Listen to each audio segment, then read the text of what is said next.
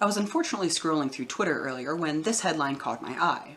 Pope Francis calls for civil union laws for same-sex couples. Aw, good for him. I mean, it's still not marriage in the eyes of the church, but it's a step, I guess. I made the mistake of assuming that people had the capacity to be happy for others, and I went to the replies. Well, the headline here is one thing, the comments were another.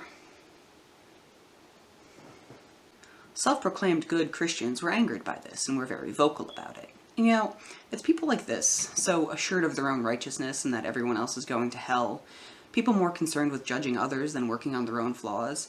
These people are the main reason that I left Catholicism. They do God's work by writing furious tweets and cringy blog posts or petitioning Netflix because they don't like free speech for anyone but themselves, and the list goes on.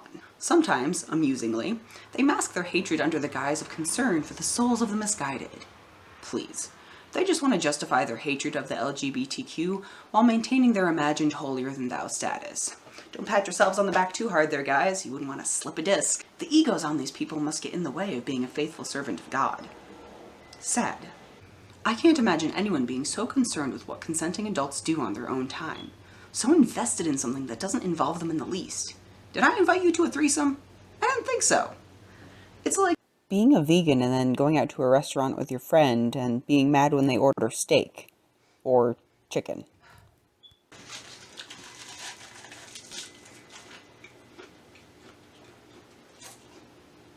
You can believe what you want, but I don't have to believe it, and you can't force me to. I'm not doing you, or animals, any harm. I'm not forcing anything upon you. I'm just living my life. Usually quietly until I do things like make these videos. Also, if you do order the steak, I'm not telling. Yet these people will actually go so far as to interfere in my life because they don't like the changes that I'm making to my own body. So-called friends wanted to host an intervention for my husband, at the time fiancé. They told him they didn't want him to be making a mistake by marrying me, and they didn't want him to regret it in a few years as my transition progressed. Do they think this hasn't been an ongoing conversation between us? I haven't even spoken to these people in months, and they're out here talking about me. What really gets me is that then they'll assure my husband that I'm still family to them. Yes, I sure feel the love. Note that no one has ever actually voiced their supposed concerns for my well-being to me. It's all discussed behind my back. It almost seems like they care more about the gossip than the sanctity of my soul. Odd. Some families simply disowned him for marrying me. Now you're destroying your own relationship with someone you supposedly loved because of how the person they love identifies. It's a pathological obsession with someone else's body and personal affairs. Should I pry into how those talk about divorce a few years ago? Or maybe your financial situation, because God tells you not to work? What about the money I gave to bail out one of the people who now denounces me? Is that any of my business? Is it? My transition is as unnatural as your glasses or contacts, your thyroid medication, your pacemaker, maybe even your hair color. God gave you those issues or traits. Isn't correcting or altering them going against His will? God doesn't make mistakes, right? I mean, He made me. Give it a rest. If you don't rage against these things, then you just want to hate on LGBTQ people. If you think pugs are cute, then you don't care about whether something is natural or not, all right? You're just against gay people. We get it. You're a shitty, hypocritical person. You don't have to keep announcing it. You must have better things to do, right? I'm gonna be honest. I don't care what you think of me. I don't care what you believe. I know this is a lot of words to say that, but I want you to know that I hear you. I read your words. I know what you think of me. I know, and never once has it made me doubt myself.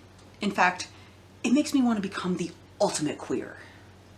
Your words are an uncomfortable throwback to my religious days, sure, but thankfully I outgrew that phase and became a kinder, more rational, more empathetic person. I no longer spend energy on hating and judging others. Instead, I can put that energy into creating art, or walking in nature, or baking desserts, or playing with my pets. Why make yourself a slave to negativity? These people are small-minded and therefore scared. They can't tolerate people who are different from them, people who deviate from the very narrow norm that they've been conditioned to adhere to. They're afraid of a rapidly changing world where their values are being left behind. To which I say good riddance. The problem here is not my identity. It's the people who truly believe that only they and other people like them who share their values or mindset or religion or whatever deserve rights. The problem is the people who've forsaken our relationship or their relationship with my husband because of my changing appearance. Because I simply found a new way to describe myself. So, on behalf of everyone who's sick of your shit, I kindly ask you to shut up and get a fucking life. We don't want or need your prayers. We're great just the way we are. Jesus.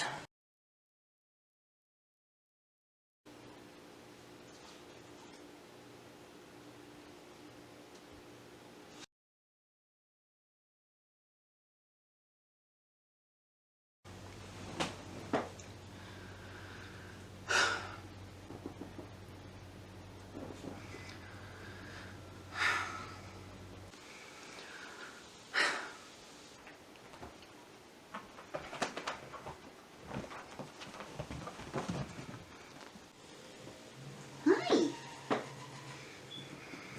So. Oh, you're very cute.